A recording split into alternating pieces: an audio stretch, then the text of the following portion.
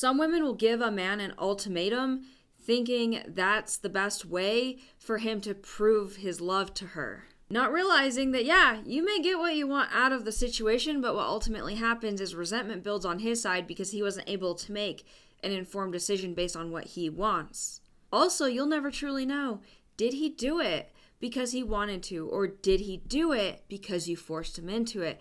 I see this big one in regards to proposals. A woman will be like, I've been with him 5 years, and I get it, that's a long time, but I'm going to give him an ultimatum to propose. And then she's mad because she doesn't know if he actually wanted to do it. And every man is different, but some men may comply when they get an ultimatum like this because they don't want to lose their relationship. They genuinely love you, but they may not be ready for that level of commitment yet. They may not actually want the thing that you're giving an ultimatum for. And some women will frame an ultimatum as a boundary. Well, I'm just setting boundaries.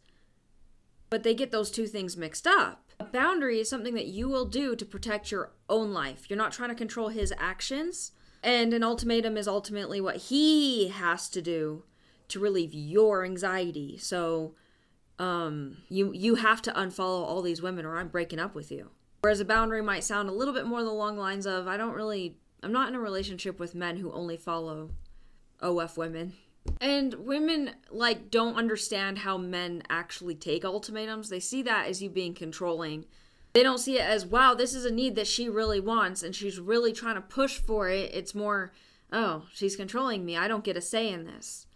Because ultimatums rarely leave any space for negotiation or compromise. It's basically do this or I'm going to do this. And no, this doesn't mean I'm telling the ladies that you have to wait forever. You need to date him for 30 years before or however long he wants to date you without marrying you. You can have an expectation out of that. That's valid. I mean, especially if you want kids at a certain age, then you might have to push things a little bit faster. And by push things, I don't mean push him, I mean push yourself. The healthier move in these interactions is to tell him what you want very bluntly, very honestly, very openly.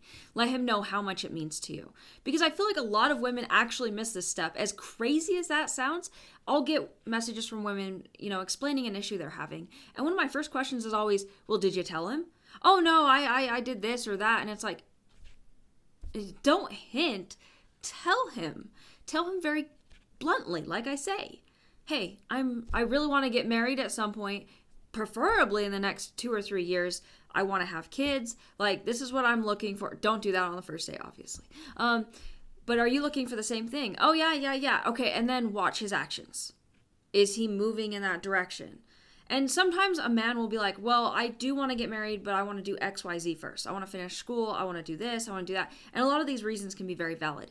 But if it doesn't work with your timeline and what you're looking for, you guys might not be compatible and that might not work out long term. And with this, you don't want to do this with everything, like the small little stuff. Otherwise, resentment builds. But these big decisions like having kids, getting married, these things are sometimes... they're less bendable. You can't really compromise on having kids, really, unless one of you wants 3 kids, the other one wants 5, maybe 4 kids then. And a lot of women, especially, I like the proposal example because it's a big one that I see.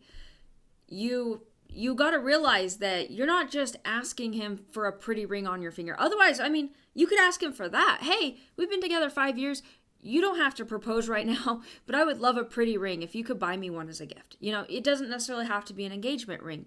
But you want a man who is ready for the after the marriage part. I think a lot of women, we spend our whole lives getting excited about getting married and getting proposed to.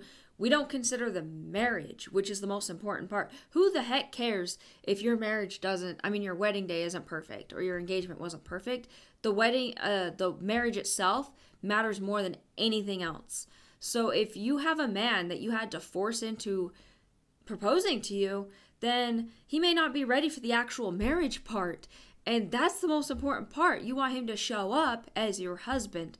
So again, this is another way it just backfires on you. Also, bluffing. I see a lot of women do this. They threaten him with an ultimatum and then he doesn't follow through, but you actually still love this man and want to be with him, so you don't leave.